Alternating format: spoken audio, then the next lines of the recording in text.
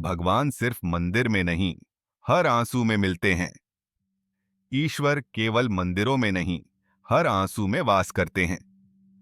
वो दिव्यता जिसे हम खोजते रहते हैं। लोग मंदिरों की यात्रा करते हैं, मीलों चलते हैं, घंटों कतार में खड़े रहते हैं सिर्फ एक झलक पाने के लिए। वे पत्थर की मूर्तियों में अपनी प्रार्थनाएं फुसफुसाते हैं।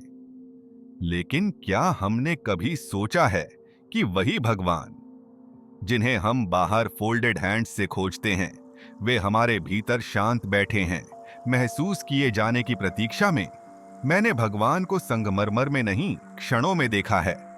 एक माँ की आंख से गिरते हुए आंसू में, एक अजनबी की दया में जो बिना मांगे मदद करता है, और उस आत्मा के साहस में जो प्रतिशोध की जगह क्षमा चुनती है। भगवान सिर्फ मंदिर में नहीं, हर आंसू में मिलते हैं।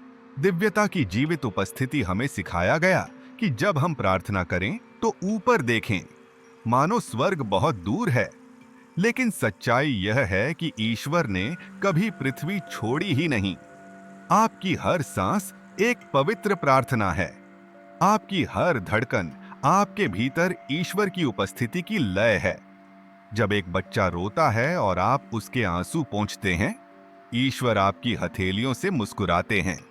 जब आप किसी दुखी इंसान के साथ खड़े होते हैं, ईश्वर आपकी ताकत से खड़े होते हैं। जब आप सत्य चुनते हैं, भले ही वह आपको सुविधा से दूर ले जाए, ईश्वर आपके साहस में जीते हैं। हम जो मंदिर बनाते हैं, वे केवल स्मरण हैं, मंजिल नहीं। सच्चा मंदिर मानव हृदय है, कोमल, सच्चा, कांपता और दिव्य।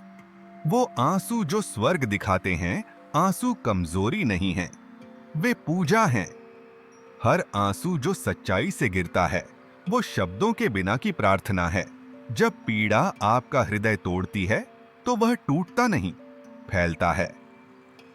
क्योंकि भगवान परिपूर्णता में नहीं रहते, वे ईमानदारी में रहते हैं। वे समर्पण में सांस लेते हैं। यदि हम शांत होकर अपने आंसू बहने दें बिना डर के, तो हम देखेंगे हर बूंद में दिव्यता का प्रतिबिंब है। वो भगवान जिन्हें हम कर्मकांडों में खोजते हैं, वे पहले से ही हमारी नसों में बह रहे हैं। सीमाओं से परे ईश्वर कोई धर्म उनका मालिक नहीं, कोई ग्रंथ उन्हें सीमित नहीं कर सकता। वे केवल वहां नहीं रहते जहां घंटियां बजती हैं। वे हमारे जीवन के कोलाहल में हमारे साथ चलते हैं। वे डॉक्टर में हैं जो जीवन बचाता है, किसान में हैं जो बीज बोता है, कलाकार में हैं जो प्रेम चित्रित करता है, और उस टूटे हुए दिल में जो फिर भी विश्वास करना चुनता है। जितना हम उन्हें नामों और रूपों में बांधने की कोशिश करते हैं, उतना ही वे अनपेक्षित चेहरों और नाजुक क्षणों में प्रकट होते हैं। ईश्वर पूजा में नहीं, जागरूकता में मिलते हैं। अंदर की मौन क्रांति मैंने यह वर्षों की साधना और उपचार से सीखा है। जब आप बाहर ईश्वर को खोजना बंद करते हैं, तो आप उन्हें हर चीज में अनुभव करने लगते हैं।